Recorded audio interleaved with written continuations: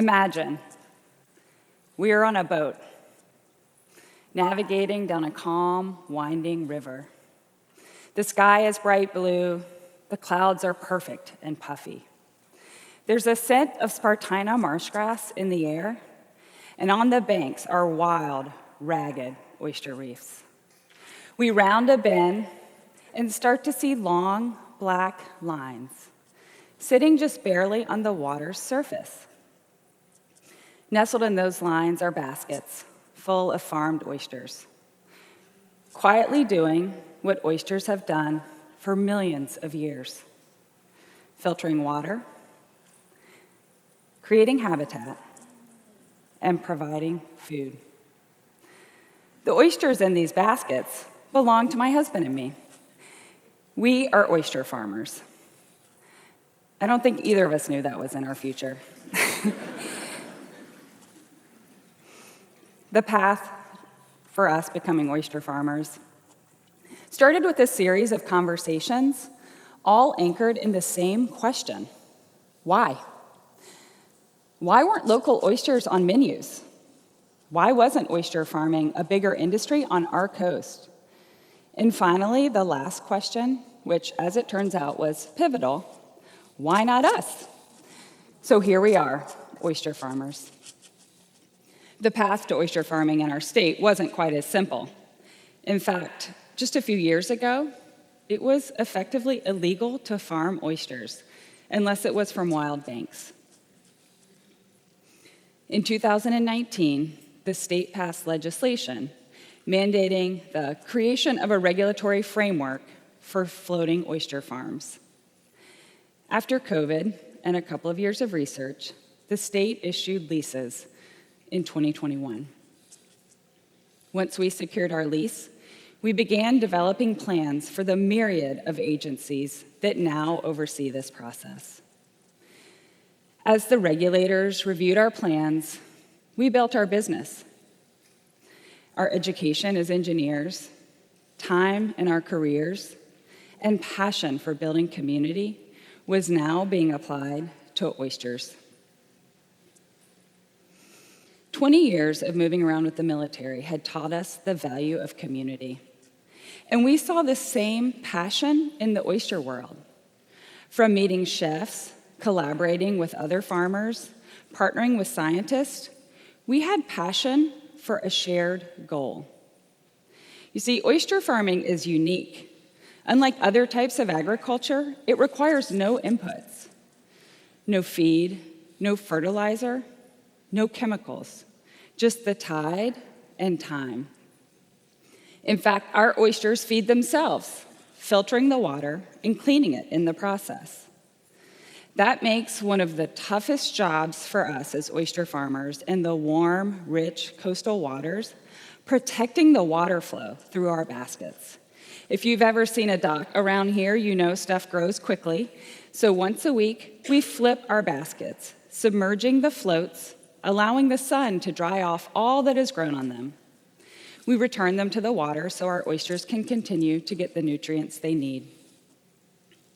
In addition to flipping, sorting is also essential. We purchase our oysters tiny, the size of a dry grain of quinoa, from a local hatchery, just as you would purchase a seedling from a plant nursery.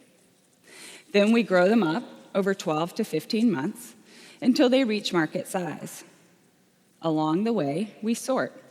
We manage the density in our baskets to minimize competition and protect the shape. Once they've reached the perfect size and shape, we deliver them to local restaurants so they can make their way to your plates. Local chefs use their creativity to accentuate the flavor, and oyster shuckers create a beautiful natural presentation. As we built our farm, we built our business. We talked to restaurants. We talked to end consumers.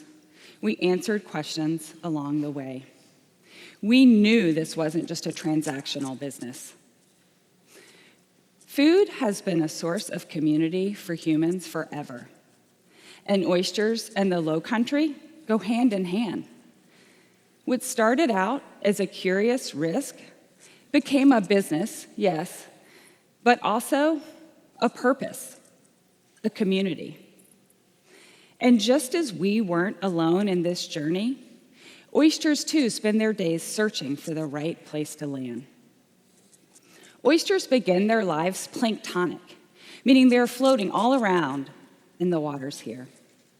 Little did you know, when you jump off a dock on a bright summer day, you are surrounded by millions of baby oysters.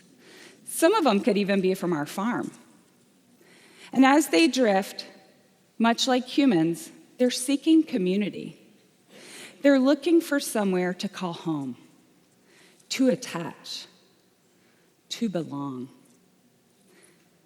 This belonging is so critical for their species that adult oysters send out chemical cues alerting other oysters this is a safe place to land. And once they land, they can never move again. But oysters are optimists. They're role models. Once they land, they spend their entire lives in service to their community and to other creatures, including us. As I spent a lot of time with these animals and got to know more about their profound role in our ecosystem, I dove in deeper. And I started to learn they are a keystone species in our marsh ecosystem. They provide natural, hard banks that protect our critical marshes from erosion. Georgia's marshes hold 1/3 of the marshes on the entire eastern seaboard of the United States. And these oyster reefs that protect them have been in decline since the 1970s, both in Georgia and around the world. But these reefs, while they protect the marsh, are full of adult oysters, each of which filters over 50 gallons of water a day. For scale, that's an entire overflowing bathtub. These reefs also provide critical habitat, protecting our biodiversity. On our farm, we see this firsthand. When we lift a basket out of the water, it's not just oysters. Sea lettuce drips from the baskets. Skeleton shrimp clings to the rope, making them look like they move. Blue crabs hang on, and barnacles attach themselves to the floating gear. Now, this can be a nuisance to the busy farmer, but we recognize that this biodiversity is critical to our ecosystem.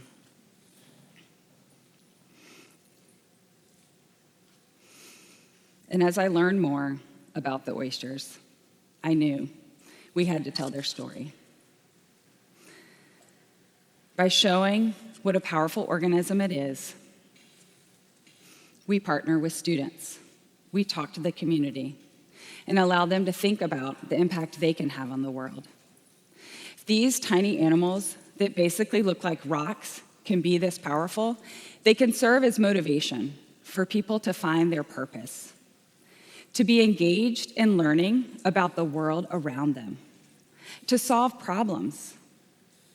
By partnering with schools and having teachers and students come out to the farm, we tell the story of the oyster throughout our history and show what a powerful organism it is. We explore how it intersects with math, science, history, and use that as a platform for how it intersects with culture, identity, climate. We use these stories to explore our balance and show how humans have a profound impact on our earth. When a third grader comes out to the farm and says, "How is climate change impacting your business?" Or a seventh grader sets out helping us count dead oysters, asks, "Can I come work with you when I get to high school?" That's when I know something is shifting. They're not just learning about oysters. They're learning about themselves.